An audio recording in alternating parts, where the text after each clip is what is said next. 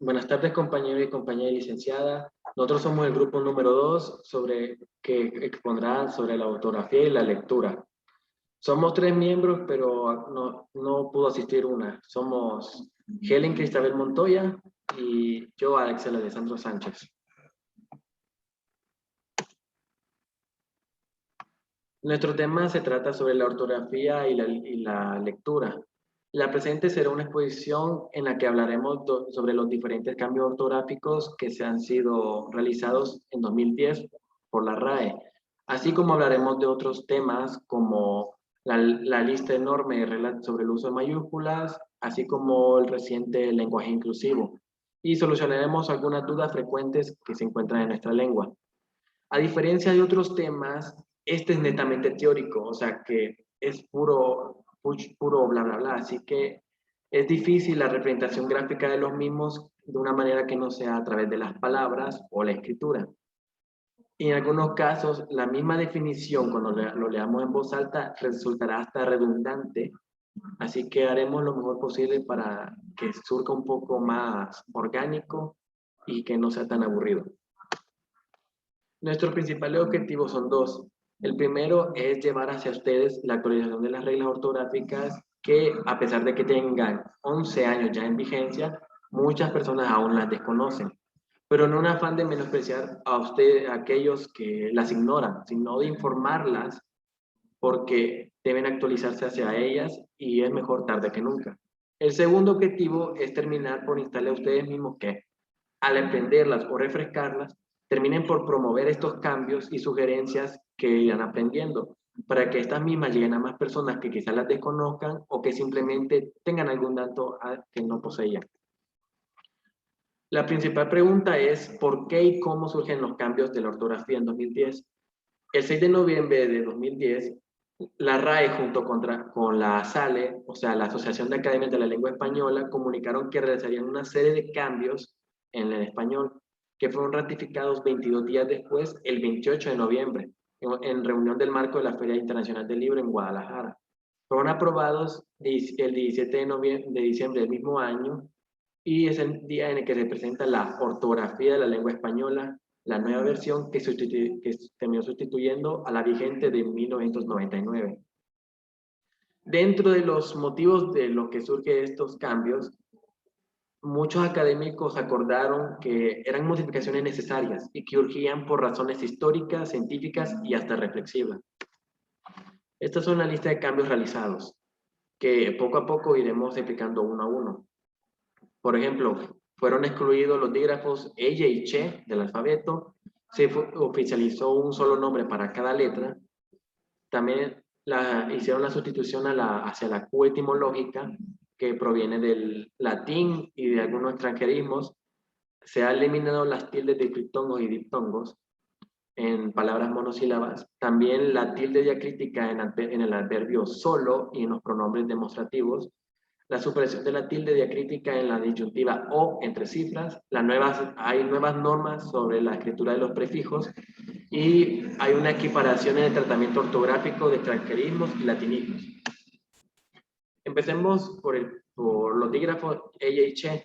La exclusión de esto se debe a que no son letras como tal, sino que son dígrafos. Los dígrafos son la unión de dos letras, usualmente son dos consonantes que representan un grafema o un sonido, como lo serían la R, la doble R, u otros como la DR o la BR. Por su parte, la L representa el fonema EY o EY, dependiendo de la zona geográfica y si la persona que la pronuncia es yeísta, así bien podrían leerse las palabras como calle o calle. Mientras que la che representa el fonema eche, que se puede leerse en palabras como charco o chabacán. Esto no implica, por lo tanto, que sean eliminados del idioma, únicamente implica que el alfabeto español se reduce a 27 palabras, como los demás alfabetos estándar de otras lenguas, que poseen 26, pero nosotros poseemos 27 por la letra ñ. A la hora de ordenar las palabras, la che y la ella irán dentro de la enumeración de la primera letra. Esto quiere decir que la che se encontrará después de las palabras que sean enumeradas con la sílaba si y la ella después de la sílaba yi.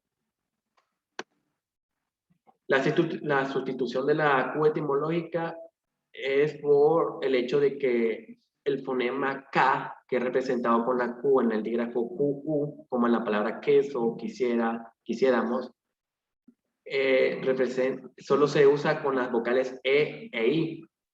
Este fonema representa también las letras que llevan la letra C, como en carta, contador, cuento, así como en préstamos de otras lenguas que usan la K, como en karaoke, búnker, koala, etc. Esto hace que el uso de la Q como grafema independiente sea ajeno al propio idioma español y que deba sustituirse por los grafemas que se adapten perfectamente al idioma, sean extranjerismos o latinismos.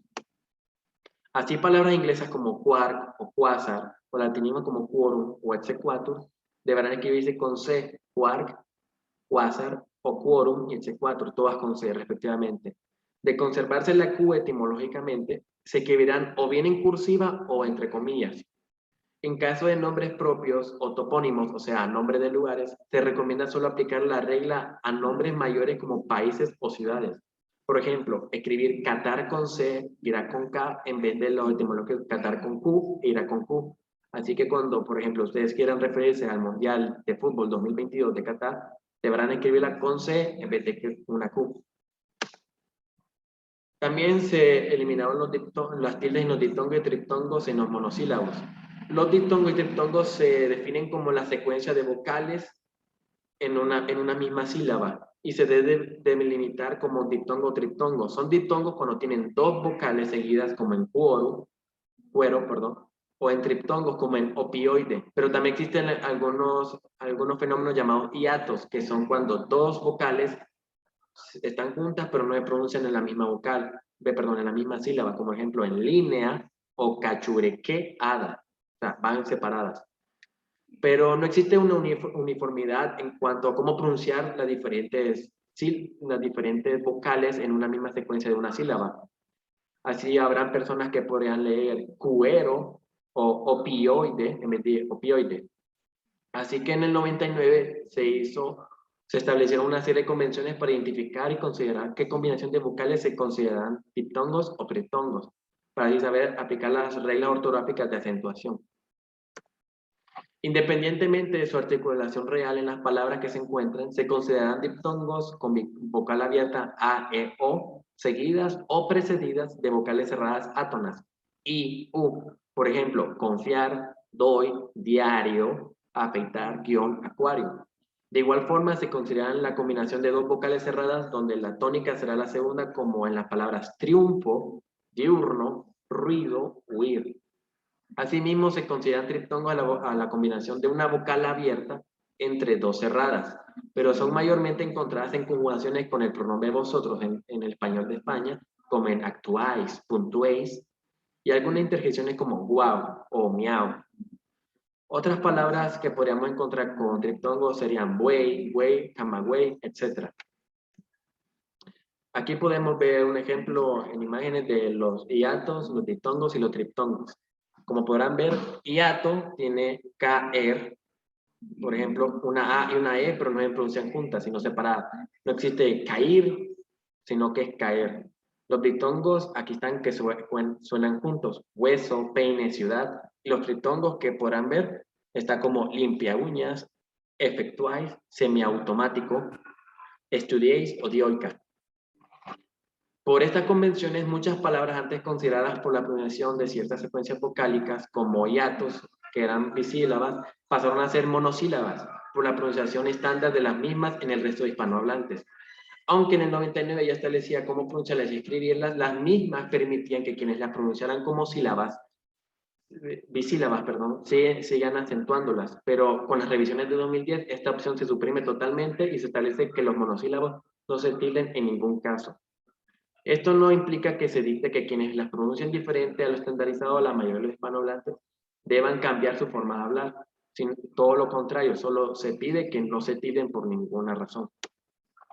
Aquí hay una lista de varias palabras afectadas por este cambio, como serían las conjugaciones del verbo criar, que sería como crié, crió, que se pronuncian así, pero no llevan tilde.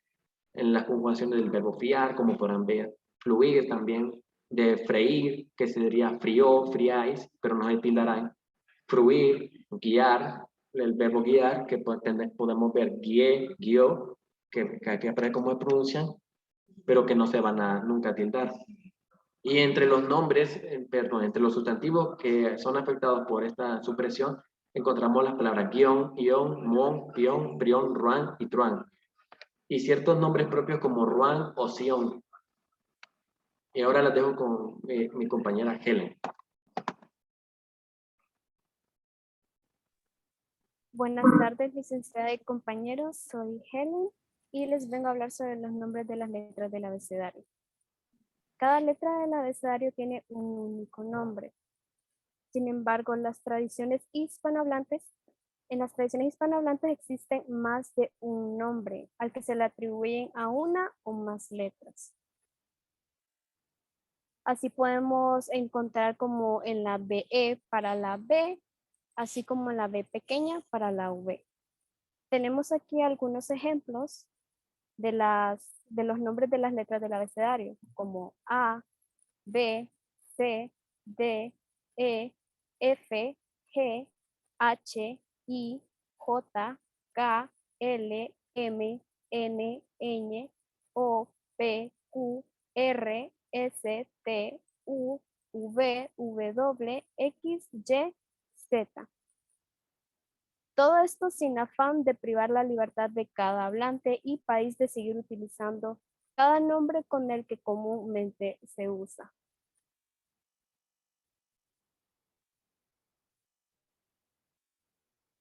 Todas estas palabras mencionadas anteriormente no quieren decir que se consideren, que las demás variantes se consideren como erróneas. Tenemos aquí algunos ejemplos como la V, que es mayormente conocida como V y V. Tiene algunos adjetivos directos como B pequeña, B corta, B baja, o también indirectos como B de vaca. Esto ayuda para diferenciar verbalmente de la B. Está también la B, que solo se le conoce como B en todos los hispanohablantes. Pero aquellos que también usan B para la V suelen agregarle adjetivos directos, como B grande, B alta, B larga, o también algunos indirectos como P de burro. Está la W, que esta tiene muchas variantes, como podemos ver aquí como W, W, W, W y W. Esta última siendo un calco de la inglesa como W. Tenemos la Y, que esta tiene dos nombres extendidos, que es la Y e Y. Solo que en esta, la Y, es preferible usarla como Y. Está la I, que aunque su uso normal es como I, existe quienes la denominan como I latina. Aquí tenemos unas imágenes con los ejemplos. Y aquí tenemos la L, que esta tiene varios nombres como L, L y doble L. La recomendada es la primera, L. Pero por una población yeísta será muy común toparse con L, o será muy conocida por L. Los anteriores nombres se aceptan, pero ello no implica que viejos nombres usados en el pasado corran la misma suerte, como la R, que en un pasado se le denominaban como R, para diferencia de la R, que hoy se le conoce como doble R. Pero se exige que la R se le denomine como R y no R, o R suave. La Z, que en otros tiempos se le escribía como Z con C, así como podemos ver aquí en los ejemplos, pero todas hasta hoy en día son erróneas. y se exige que solo se le denomine como sepan.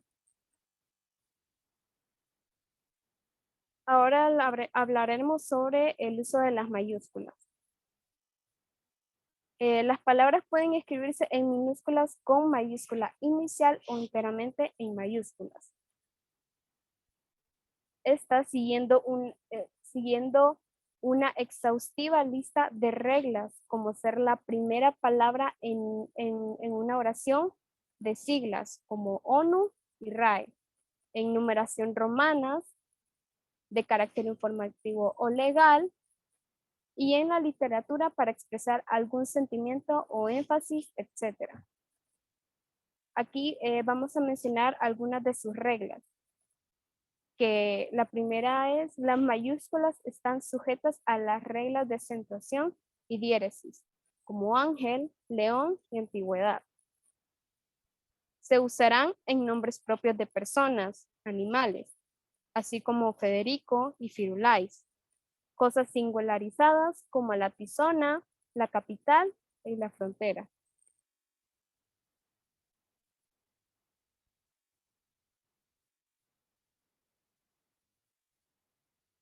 Aquí tenemos algunos ejemplos sobre el uso de las mayúsculas.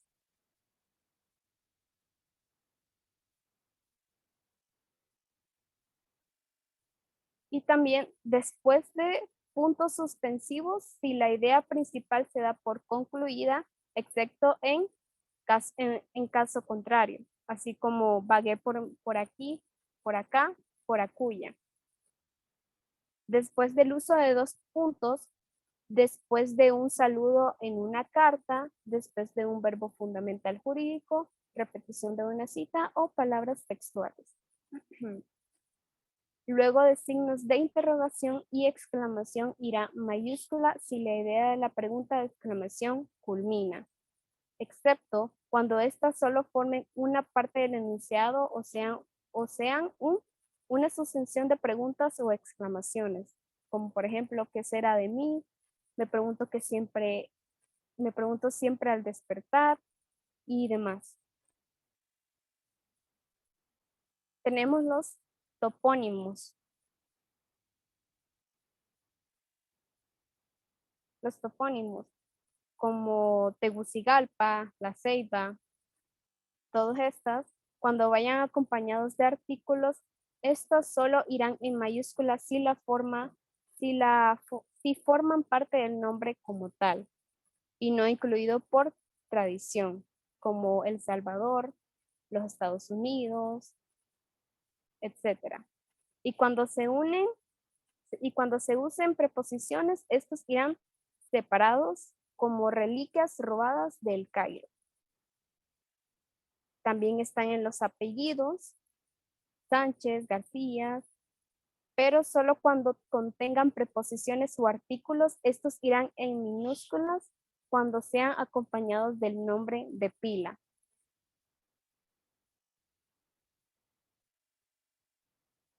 Pero si estas se omitan, estas solo irán en mayúscula, como en estos ejemplos: Ernesto de la Cruz, Antonio de la Orden y demás.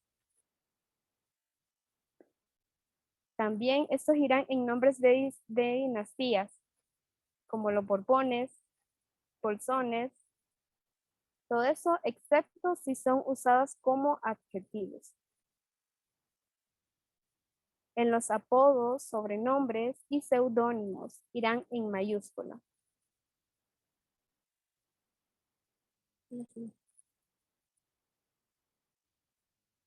Tenemos los nombres designados por antonomasia a lugares, como estos ejemplos de Nuevo Mundo por América y el Viejo Mundo por Eurasia y África. En adjetivos y sustantivos que hagan referencia directa a alguna geografía de muchos países: Occidente, Oriente, Oriente Medio, Latinoamérica, etc. También en palabras comunes en toponimos irán en minúsculas, a menos que sean parte del mismo nombre. Nombres de festividades religiosas o civiles, como Semana Santa, Navidad, Día de Independencia, Semana Morazánica, etc.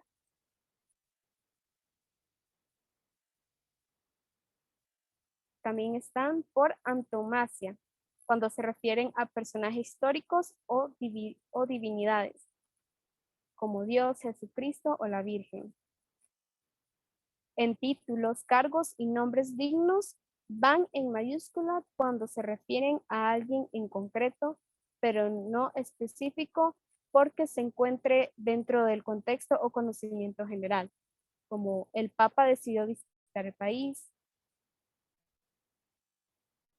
En nombres de calles también, avenidas, calles, etc. De espacios urbanos irán únicamente en mayúscula. El nombre específico y no su nombre genérico acompañado.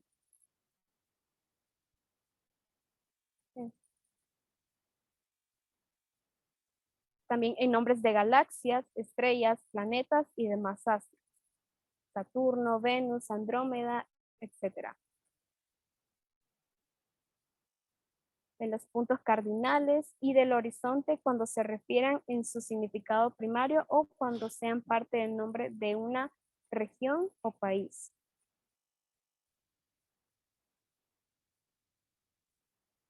A la siguiente. En sustantivos y adjetivos que compongan nombres de instituciones, organismos, fundaciones, partidos políticos, etc. Como la Academia de la Lengua Española de Honduras, Partido de Libertad, etc. En adjetivos y sustantivos de documentos, leyes o decretos, como la Ley Seca, Declaración Universal de los Derechos Humanos. Los nombres de los signos zodiacales irán en mayúscula tanto en su nombre oficial como en alternativos que les hagan referencia directa.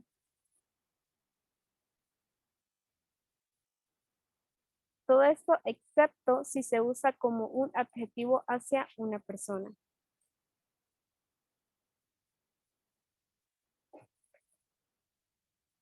Cuando se trate de la creación de obras artísticas o obras de arte, solo las primeras palabras de las mismas irán en mayúscula, a menos que contengan nombres propios. También, si la obra se conserva en su idioma original, esta deberá respetar las normas de su idioma, como The Legend of Zelda, Please, Please Me, None y demás. En caso de tener una abreviación común, el artículo que la acompañe deberá ir en minúscula. Su género dependerá de qué clase de obra se trate. Existen casos donde se sustituye el artículo de la obra o de bandas por uno en español, como Dark Side of the Moon y los Beatles. En nombres de productos comerciales,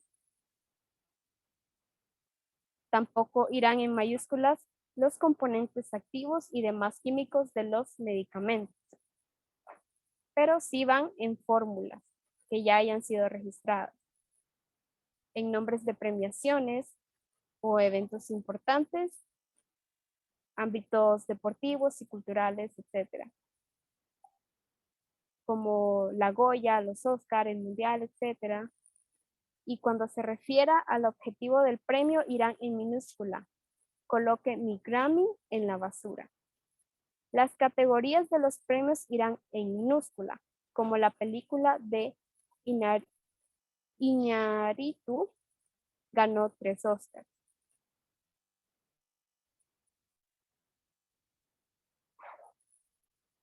Los nombres de carreras y estudios científicos.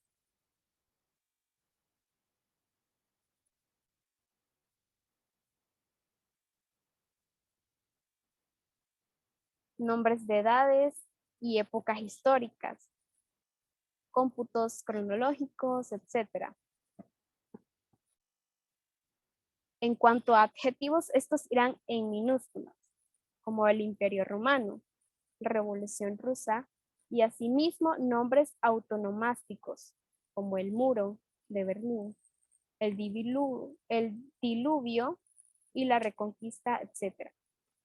Nombres relacionados a las designaciones de entidades gubernamentales o institucionales, como el gobierno, el Estado, el virreinato, la iglesia, etc. Nombres de divinidades como Dios, Alá, Júpiter y Zeus. Conceptos religiosos como el cielo, el purgatorio, el infierno, etc. Pero solo dentro de su contexto, el cielo está nublado hoy. Pronombres personales referidos a divinidades.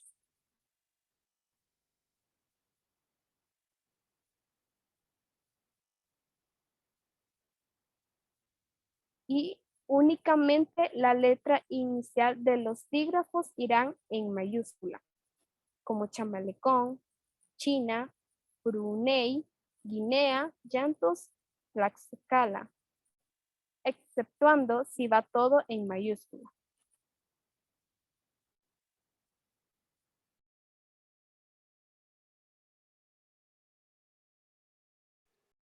Bueno, de ello seguiré continuando con el apartado de las siglas.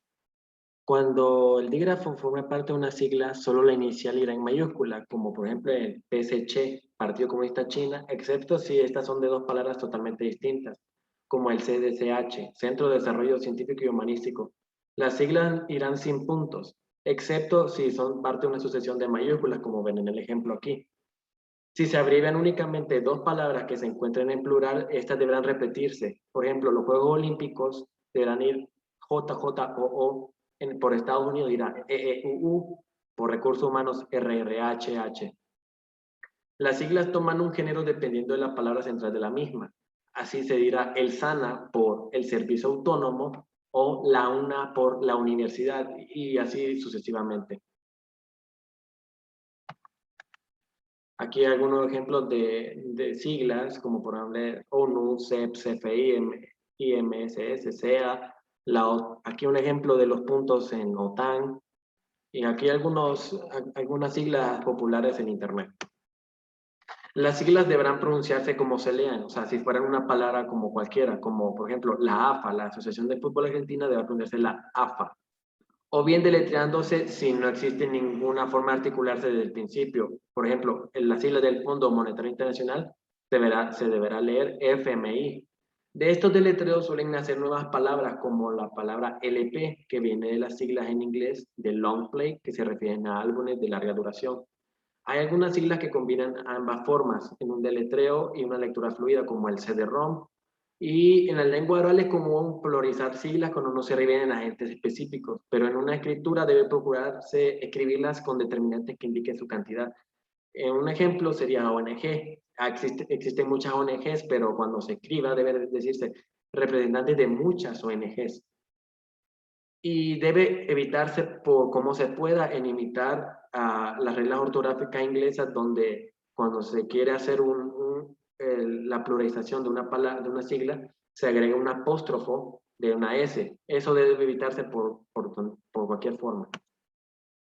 Las siglas no seguirán ninguna norma de acentuación, así estas sean fonéticamente pronunciadas con algún fenómeno de acentuación, como por ejemplo en la CIA, la Central Intelligence Agency se pronuncia CIA, pero no debe tildarse. Y las siglas deben hispanizarse cada vez que sea posible, como ocurre en OTAN, que en inglés es NATO, y en la ONU, que en inglés es la UNO. Y tampoco aplicará la regla de hispanización si son siglas de realidades extranjeras y ajenas al propio país.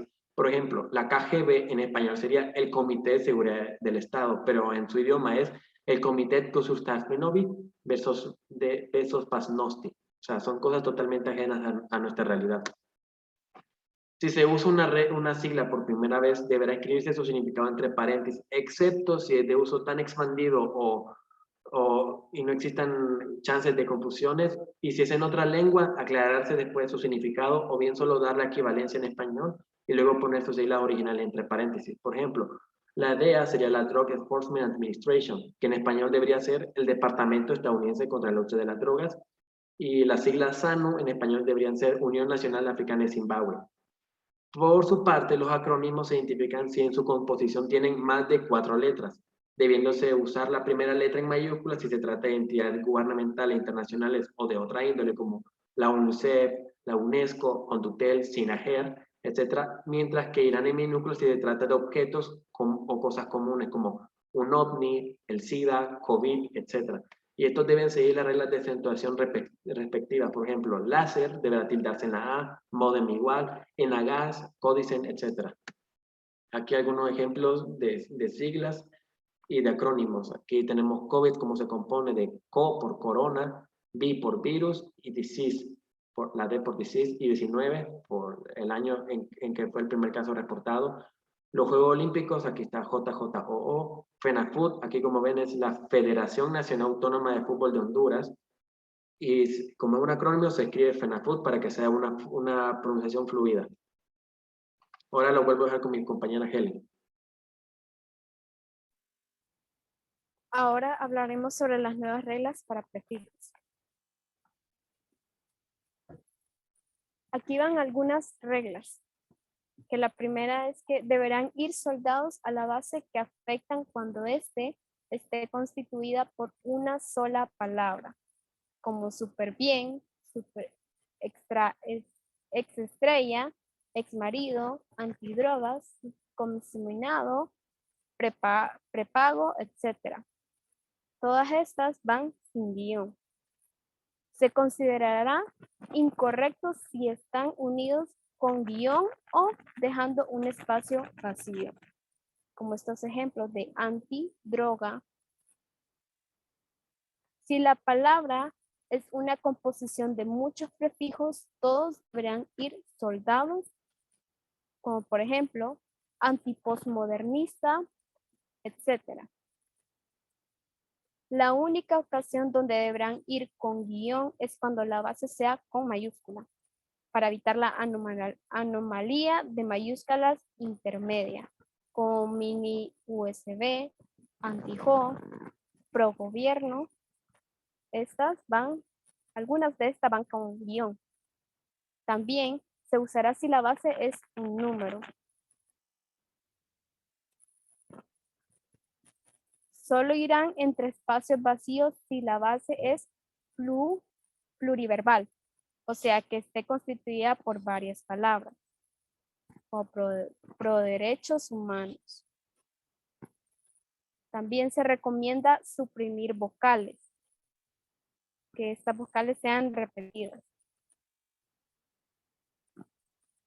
Tampoco se suprimirán cuando haya H intermedia, como extra hábil, prelen, etc. Aquí podemos ver algunos ejemplos.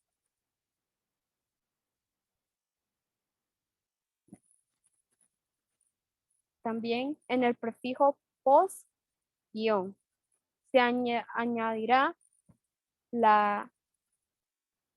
el guión cuando la base inicie con S guión, como posparto, posmoderno, postdata, postsocialismo, etc. Cuando sea base compuesta, irá separada. Cuando sean nombres propios unidos con un guión. Cuando se quiera agregar un sin guión, en sentido de carencia, deberá ir unido y cuando se encuentre entre B o P, será sin guión. Se conservarán las dobles B cuando se agregue sub guión. También se recomienda comenzar la transición de trans guión por tras guión, como trascendental, transoceánico, transparente, excepto cuando la base inicie con ese guión.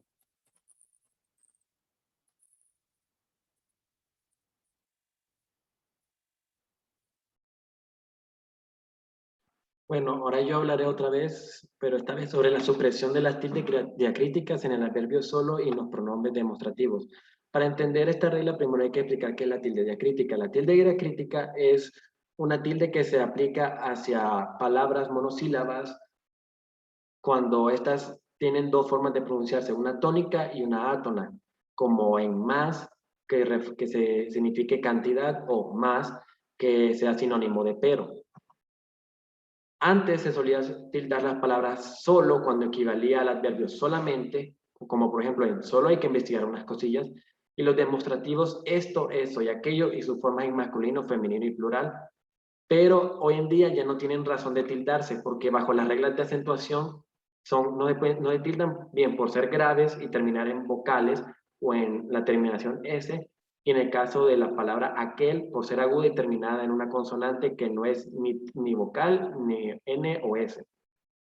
Sin embargo, en el español existen ambigüedades en las que cuando se está hablando pueden ocurrir, cuando por ejemplo se use el adverbio solo, y existe la posibilidad de otras interpretaciones. Por ejemplo, si yo digo trabajo solo los domingos y trabajo solo los domingos, entienden perfectamente que digo lo mismo. O sea, son dos oraciones, la diferencia es que la primera puedo darle un significado de soledad, o sea, que trabajo solo los domingos sin nadie, o bien que únicamente trabajo los domingos. Y en esos casos se permitía tildarse solo en la primera O para establecer el sentido adverbial de solamente. Igualmente los demostrativos suelen tener sus respectivas ambigüedades. El problema con esto es que en estas situaciones carecen de los sentidos fundamentales que justifiquen las tildes diacríticas, como ya expliqué. Así que no existe una real razón para que los tildemos. Y además, los verdaderos casos donde existan ambigüedades de este estilo son extremadamente raras y muchas veces rebuscadas. Así que la solución es prescindir de tildarlas por completo, ya que la solución se encuentra fácilmente dentro del contexto comunicativo, ya sea lingüístico o extralingüístico, en la que solo una de estas sea comprensible. O bien preferir usar sinónimos, por ejemplo, en vez de solamente o solo usar únicamente, una puntuación más acertada, o reordenar las palabras para que implique el único sentido de la oración y se libre de dobles sentidos. Aquí unos ejemplos de lo que hablo. Aquí podrán ver que aún existen en Internet algunas imágenes sobre cómo deben acentuarse estos diacríticos demostrativos, lo cual es totalmente erróneo hoy en día. Y aquí ven como solo es correcto sin la tilde y la incorrecta es con la tilde. Los dobles participios. Para entender esto hay que explicar que un participio. El participio es la forma no personal del verbo que se usa para formar tiempos compuestos con el verbo haber, como cantado, expuesto, etc. Como también para adjetivos, sin perder ambas naturalezas, indicando acciones pasadas o finalizadas, como también aspectos perfectivos. Por ejemplo, puedo decir, soy amado y deseado, como también este trabajo está casi acabado, o he cantado en la noche de apertura. El primero solo especifica el aspecto sentimental en el que se encuentra el sujeto, el segundo aclarando que algo estaba cerca de finalizarse, y el tercero para indicar la acción ya pasada. Para formarlos a la base, o sea, hacia el verso, solo hay que agregar las terminaciones ado, ada, ido o ida. Los masculinos se usan únicamente para los tiempos compuestos verbales, aunque existen un pequeño nicho de participios que se consideran irregulares, que agregándole los sufijos mencionados se consideran erróneos, los cuales son abrir, o sea, no se dice abrido ni abrida, se dice abierto. Absolver se dice absuelto, cubrir se dice cubierto, disolver disuelto, escribir no se dice escribido, se dice escrito, morir se dice muerto, no morido. Todas las derivaciones del verbo poner, como anteponer, componer, contraponer, deponer, etc., deberán terminar en puesto, o sea, poner, puesto, no ponido, resolver es resuelto, romper se conjuga en el participio como roto o rota, pero no su derivado corromper, que sí puede ir como corrompido o corrompida. El verbo ver, entrever y prever, se conjugado como visto, no se vido o vida. Volver y sus demás derivados como devolver, revolver, deberán terminar en vuelto, como vuelto, revuelto, devuelto, etc. En el verbo hacer, antes se pronunciaba como facer, en español antiguo. Así que el verbo satisfacer es un derivado del mismo hacer. Y se deberá decir hecho o hecha y satisfecho o satisfecha. Decir se dice dicho o dicha, pero no sus derivados maldecir y bendecir, los cuales sí mantienen unos participios regulares que son maldecido y bendecida. En el español existen únicamente 3 verbos en el que se poseen dos dobles participios, o sea, el regular y uno irregular. Estos son el verbo freír, que podemos decir tanto freído como frito. Aquí en un ejemplo, las papas deben ser freídas por 10 minutos, como también podemos decir, nunca había frito un pescado. El verbo imprimir, se puede decir imprimido o impreso.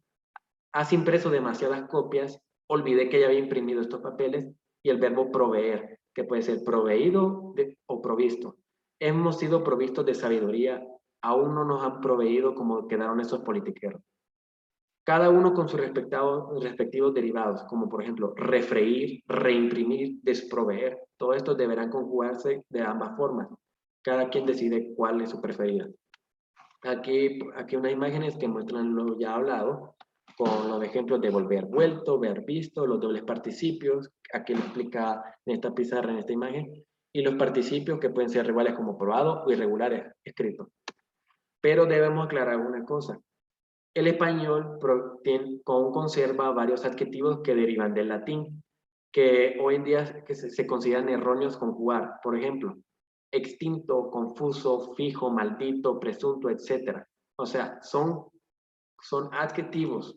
Debemos usarlos para describir algo. Por ejemplo, no se dice extinto, sino que se dice extinguido, porque extinto se usará para describir un animal u objeto. Por ejemplo, los dinosaurios, los dodos, el mamut y otros tantos animales son ahora extintos. Ahora lo vuelvo a dejar con mi compañera, Helen. Ahora hablaremos sobre los extranjerismos y los latinismos. Vivimos en tiempos donde la globalización es cada vez mayor y que la influencia de otras lenguas termina por incorporar neologismos cada nueva semana. Debido a esto, cada nueva palabra que se une a la gran repertorio de palabras españolas no siempre suelen adaptarse a nuestra fonética y gráficas respectivas.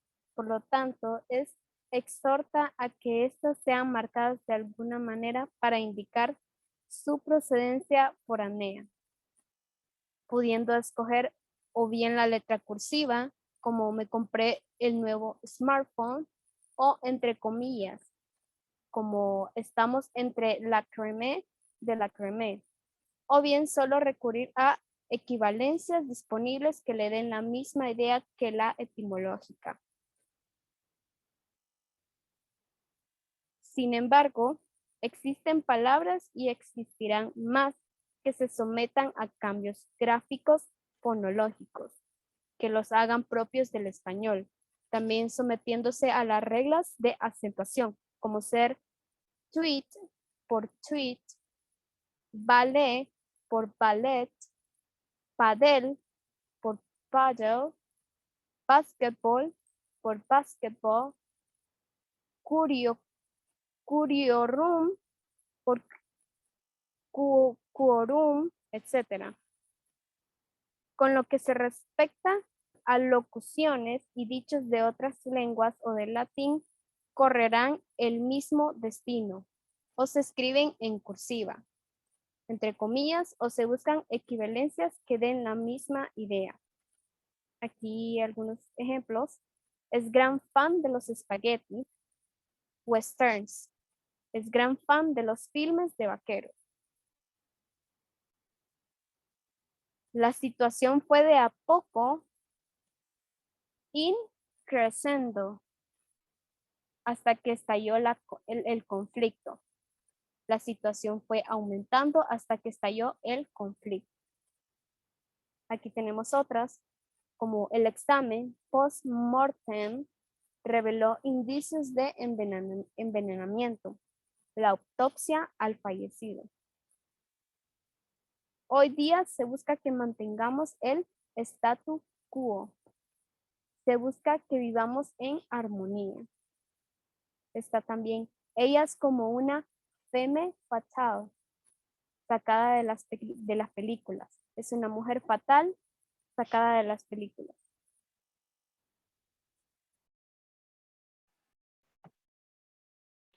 Bueno, ahora hablaré sobre un tema que es un tanto polémico hoy en día, que es el lenguaje inclusivo. La noción del lenguaje inclusivo comenzó a popularizarse en los últimos años gracias al Internet y las redes sociales. El concepto alude al modo de expresión que evita las definiciones de género o sexo, abarcando tanto a mujeres, varones, personas transgénero e individuos no binarios por igual. Han aparecido así diferentes manifestaciones sobre soluciones para el problema, ya que se alude a que la lengua invisibiliza a ciertos sectores de la sociedad, desde el enfatizar en usar tanto masculino como femenino dentro de una oración, como por ejemplo los niños y las niñas, así como la invención del llamado género neutro, que va desde colocar solo una X en vez de la vocal que indique el género del sustantivo, así como prefiere usar una terminación en E para el mismo objetivo. Así podemos encontrar en internet, por ejemplo, no sé cómo pronunciar los niños con X o les niñes. Esta exposición no nos podremos exigir o invisibilizar sectores o minorías de la sociedad, ya que no somos quienes para decidir a otros cómo hablar.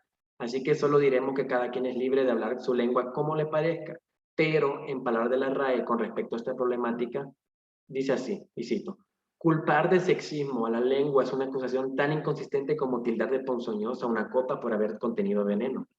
El sexismo y la misoginia no son propiedad de la lengua, sino usos que se le dan a la misma, usuarios con intencionalidad de prejuicios ideológicos y no responsabilidad del medio, sino de los hablantes.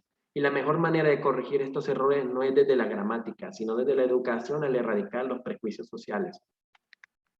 Y esta es una copia de un documento que leí sobre el tema en el que dice así: las lenguas naturales son en sí mismas mecanismos asépticos que ofrecen soporte tanto a expresiones bellísimas como a comunicados horribles. Lo mismo a enunciados verdaderos que a mentiras nefandas. Igual a insultos que a palabras tiernas y amorosas. A lo justo y a lo injusto. La gran mayoría de las manifestaciones del llamado sexismo lingüístico es sexismo de discurso y por lo tanto es responsabilidad del usuario. Y ahora hablaremos de otro tema que es la eliminación de la tilde diacrítica de la disyuntiva o. Esta es otra de las nuevas, de los cambios que ha sufrido la ortografía española en los 2010. En años anteriores se recomendaba tildar la disyuntiva o cuando ésta se encontrase entre cifras y corría el riesgo de confusión con el número cero. No está justificado desde el punto de vista prosódico agregar a la tilde, como ya expliqué anteriormente con las tildes diacríticas, puesto que la O es átona siempre y tampoco se justifica desde el punto de vista gráfico, ya que tanto la escritura mecánica como en la manual, los espacios en blanco o a ambos lados de la conjunción y su diferente forma y menor altura que el cero evitan suficientemente que ambos signos puedan confundirse. Aquí podemos ver, aquí está el 1 o 2, que hay gente que la tilda todavía, y se ve que es una gran diferencia entre la O y el 0, que en 102. Así queda eliminada la opción de tildarla, sea cual sea su situación. Como en estos ejemplos de oraciones, ¿querés café o té? Terminaré dentro de 2 o 3 días, escribe los signos más o menos en las casillas correspondientes. Y ahora lo vuelvo a dejar con mi compañera Helen.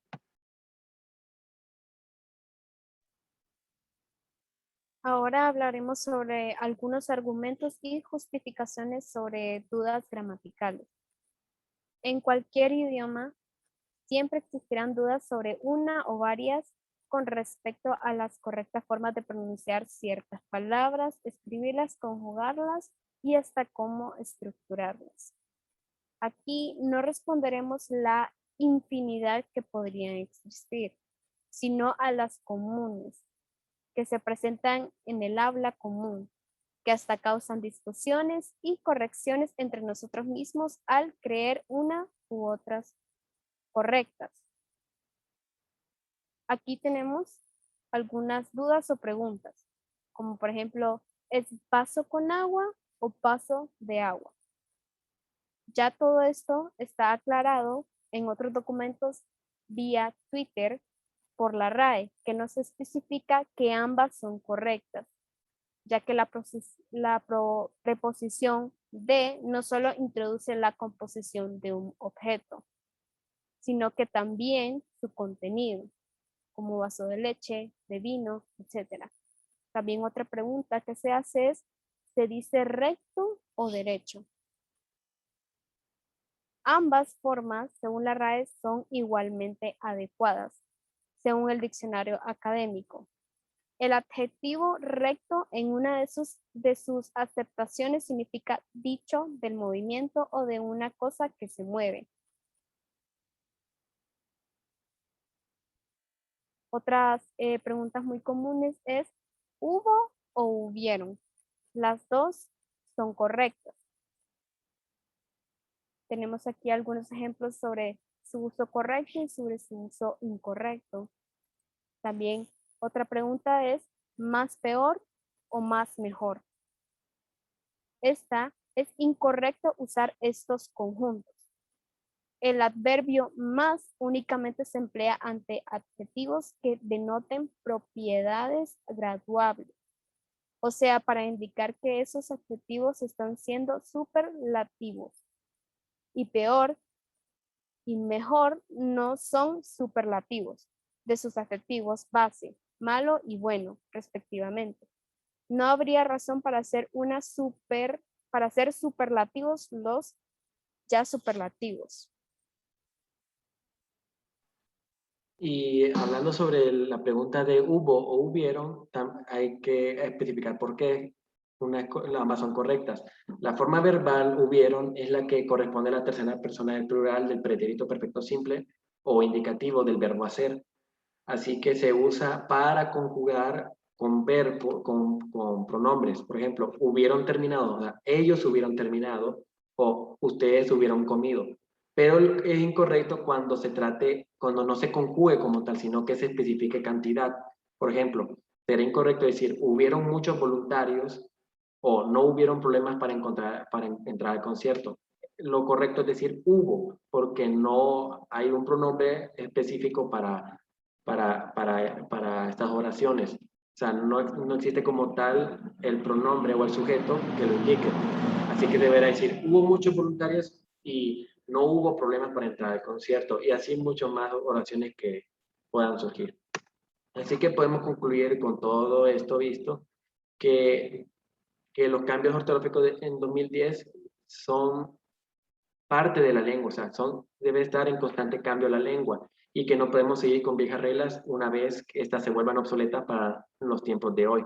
Estos cambios se hacen cada vez más generalizados para que todos los hispanohablantes lleguemos de a poco a una convergencia escrita estandarizada, ya sea que leamos algún pensamiento de un chileno o de un ecuatoguineano, o sea, que podamos todos comprender completamente lo que escribamos y que sigan siendo comprensibles con el pasar de los años y no sufran los problemas de comprensión lectora que tienen otras lenguas, como en el inglés, que algunas oraciones, por diferencia de ortografía, en Estados Unidos o Inglaterra suelen confundirse y tener otros significados. Así que gracias por la atención y esperamos no verlos aburridos tanto. Muchas gracias.